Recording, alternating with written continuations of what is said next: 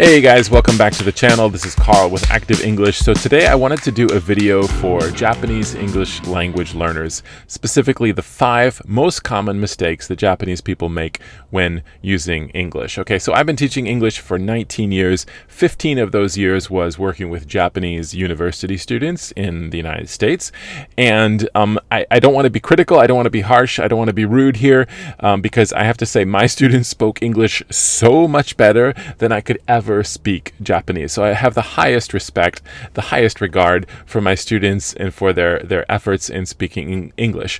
At the same time, as a teacher, it is my job to listen and then to offer criticism, critique, suggestions, corrections. Okay, so based on my 15 years of experience working with Japanese college students who spoke high intermediate, some basic, some advanced English, these are the 5 most common mistakes that I heard my students make, and I just want to offer some suggestions as far as how to fix those mistakes. Okay, so let's get into it. Let's talk about this. Number 1, missing articles. Okay, so many of my students, they just forgot to include the article. Okay, just a reminder, we use indefinite article if we're introducing new information. So for example, if I say, you know what would be good right now? An apple. An apple would be delicious right now. Notice I'm mentioning the apple for the first time. So I want to use the article a or an. We use an if it starts with a vowel. So an apple would be delicious. Okay, now if I'm referring to that apple, the apple that we just ate an hour ago. If it's specific, you know which apple I'm talking about, we use the definite article the. Okay, and we use no article if we're making a general statement or just talking in plural terms, right?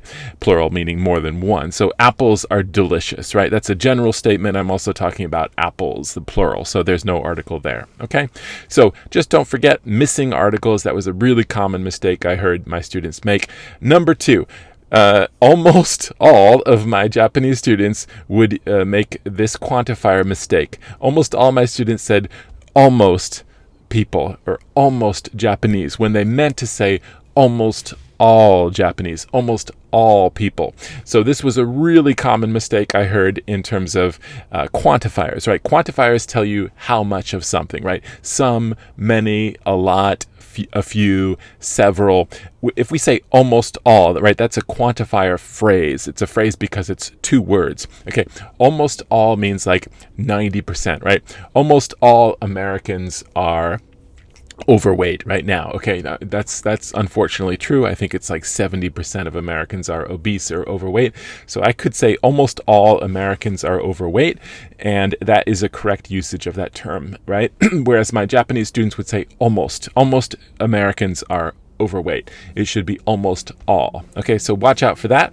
All right, number 3, the subject-verb agreement. Very often I heard my students they would just forget the third person singular. We add an S, right, to the base form of the verb.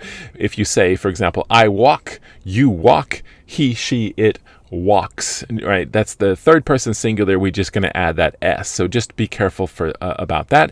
Don't forget the S. Okay, so that's number 3. Number 4, pronunciation. Now, I know Japanese speakers often struggle with the English sounds L and R because they don't have this particular phoneme, this particular sound in their native language. So it was a real struggle actually for my students to say my first name, which is Carl.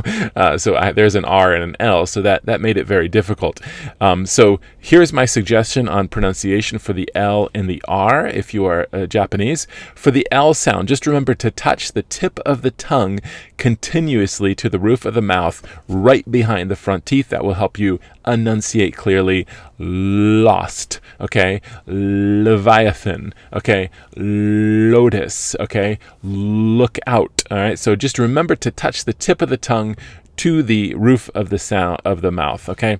For the R sound, do not touch the tip of the tongue to the roof of the mouth. Just round your lips slightly, round the lips, and your tongue is not going to touch the roof of the mouth, okay? So that's for the L and the R. And then the last point I want to make is about pronunciation. Now, I know Japanese has the mora timed rhythm and pitch accent, whereas English has the varied syllable stress. There's no really simple rules as far as English syllable stress pronunciation. One thing I do recommend to remember is if you have a 2-syllable nouns and adjectives, I would say 80 to 90% of the stress is on the first syllable, right? Table, happy, right?